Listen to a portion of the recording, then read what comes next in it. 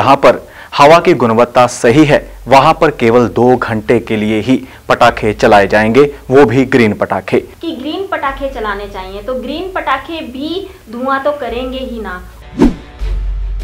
धान को काटने के बाद पराली बचती है, उसको किसानों द्वारा आग लगाई जाती है जिसका धुआं भी प्रदूषित करता है। पराली जो जलती है उससे भी इसी तरीके की सारी प्रॉब्लम्स होती हैं, हृदय की बीमारी हो, अस्थमा हो। पशुओं के ऊपर भी, जानवरों के ऊपर भी इसका बुरा प्रभाव पड़ता है। कि लोग इतने बेरहम हो जाते हैं कि उनकी पूंछ से पटाखे बांध करके चलाने लगते हैं, और ये इतनी गलत बात है, ऐसा बिल्कुल नहीं होना चाहिए। आप क्यों किसी जानवर को तंग कर रहे हैं? जो दिल्ली के आसपास का क्षेत्र एनसीआर है उसमें तो पूरी तरह से सजा का प्रावधान भी सुनने में आया है कि जो पटाखे चलाएगा। दिल्ली एनसीआर में 6 साल की जेल का प्रावधान किया गया है कि भाई अगर दिल्ली एनसीआर में कोई पटाखा चलाता मिला तो 6 साल की उसको जेल होगी। तो ऐसा ही पूरे देश में होना चाहिए ताकि पटाखों पर रोक लग सके। त्योहार का सीजन है, हर कोई कमाना चाहता है, हर कोई चाहता है कि उसकी आमदनी बढ़े, लेकिन आमदनी के साथ साथ वो अपने साथ साथ दूसरों की सेहत का भी नुकसान कर रहे हैं।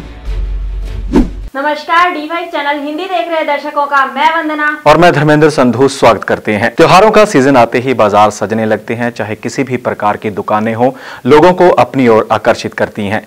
बात की जाए पटाखों की तो पटाखों की दुकानें भी सजने लगी हैं। जो व्यापारी हैं उन्होंने पटाखे जमा करने शुरू कर दिए हैं, लेकिन अब जो एनजीटी नेशनल ग्रीन ट्रिब्यूनल की ओर से नए दिशा निर्देश जारी किए गए हैं उनके अनुसार पटाखों के ऊपर प्रतिबंध लगाया गया है। साथ ही ये कहा गया है कि जहां पर हवा की गुणवत्ता सही है वहां पर केवल 2 घंटे के लिए ही पटाखे चलाए जाएंगे, वो भी ग्रीन पटाखे।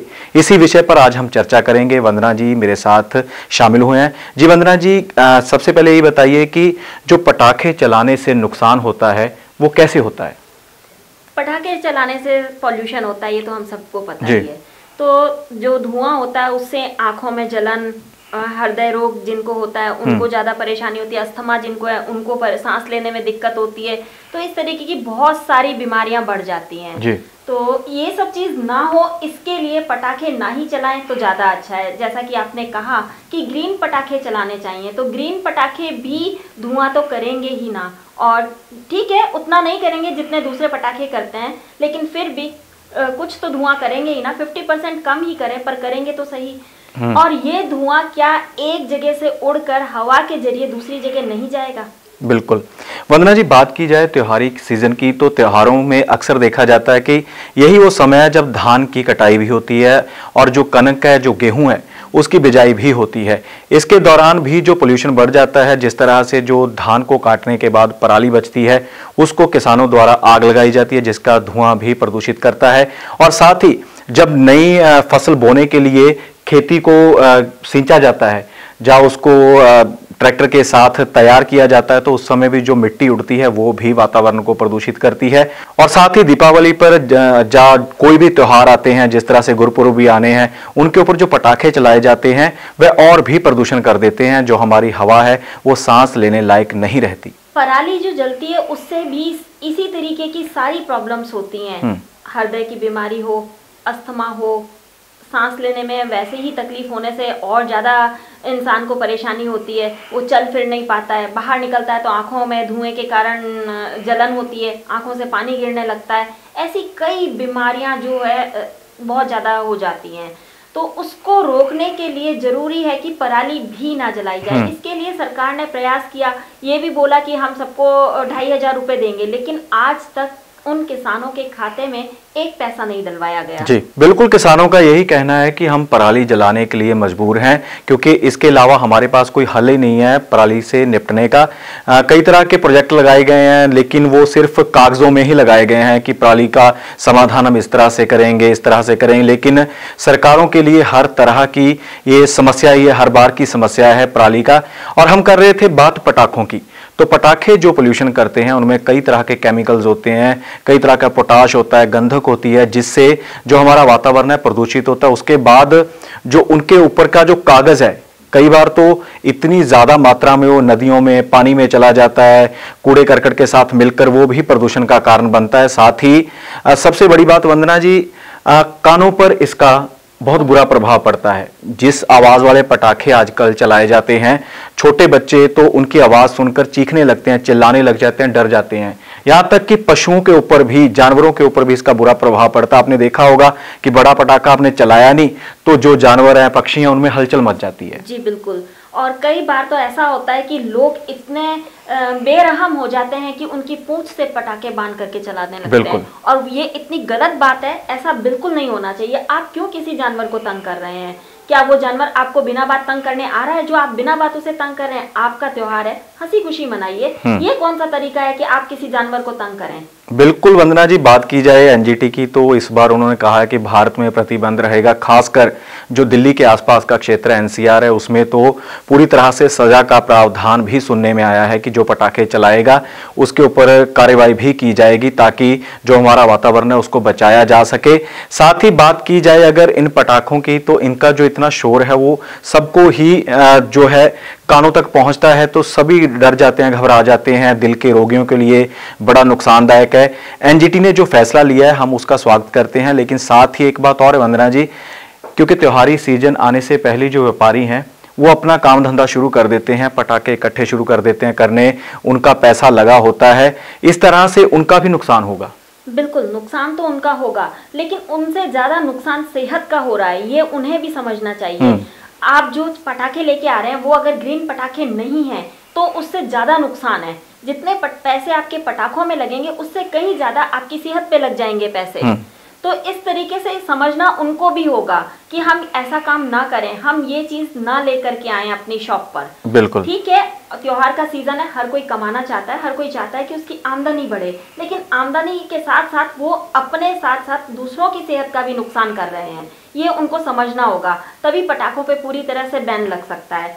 और अगर हम कहते हैं कि हवा एक जगह से दूसरी जगह जाती है, ये तो हम सभी को पता है ना कि हवा एक जगह से दूसरी जगह जाती है। तो जिस जगह पर पटाखे चलाने की अनुमति है 2 घंटे की भी, तो क्या वहां से हवा दूसरी जगह नहीं जाएगी? जहाँ पे ऑलरेडी पॉल्यूटेड एरिया है, जो क्या वहां पे नहीं जाएगी? वहां पे नेचुरल सी चीजें जाएगी, तो पॉल्यूशन वहां का और बढ़ेगा। तो ये ध्यान रखना होगा कि सारी जगह पटाखों को चलाने पे बैन लगना चाहिए। दिल्ली एनसीआर में 6 साल की जेल का प्रावधान किया गया है कि भाई अगर दिल्ली एनसीआर में कोई पटाखा चलाता मिला तो 6 साल की उसको जेल होगी। तो ऐसा ही पूरे देश में होना चाहिए ताकि पटाखों पर रोक लग सके। और क्या पता है कि जो पटाखे चलाए जा रहे हैं वो ग्रीन है या नहीं है? इतनी चेकिंग कौन करता है? कोई नहीं करता है। त्योहारों के सीजन में सब अपने आप में बिजी होते हैं, तो इतनी चेकिंग नहीं की जाती। आप देखिए गली मोहल्लों में दुकानें सजी हुई हैं, क्या उन सभी के पास में ग्रीन पटाखे हैं? ये कोई जरूरी नहीं कि उन सबके पास में ग्रीन पटाखे हों। बिल्कुल, पॉल्यूशन तो वहीं का वहीं रहा, उल्टा बढ़ेगा ही, कम तो होगा नहीं।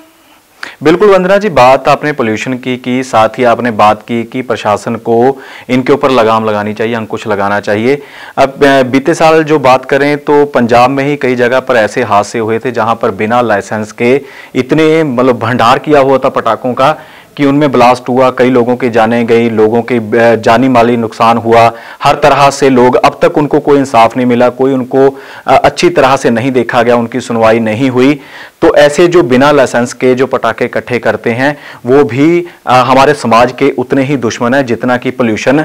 इसलिए जो त्योहार हैं वो हमारे परंपरागत त्योहार हैं, इनका मकसद आपसी सद्भावना है, सद्भाव है, मिलजुल कर मनाने चाहिए। शोर शराबे के बिना अगर आप त्योहार मनाएंगे, एक दूसरे का मुंह मीठा करवाइए, एक दूसरे के घर जाइए, बधाई दीजिए, लेकिन जो ये शोर पोल्यूशन है इसको कम करने की जरूरत है ताकि हमारा जो वातावरण है, हमारा जो पर्यावरण है वो सही रह सके। हर साल इस तरीके की कई घटनाएं होती हैं, लेकिन हम लोग हर साल इन घटनाओं को भुलाकर आगे बढ़ जाते हैं, इन घटनाओं पर ध्यान नहीं देते हैं। उन घटनाओं को देखते जरूर हैं लेकिन सोचते समझते नहीं है उनके बारे में। जैसा दूसरे लोगों के साथ हुआ ऐसा हम लोगों के साथ भी तो हो सकता है जी। अब ये सोचने की जरूरत है कि पटाखे चलाएं या ना चलाएं, इससे हम अपने साथ साथ दूसरों को भी हानि पहुंचा रहे हैं। अगर ये बात जनता की समझ में आ जाए तो फिर कहना ही क्या।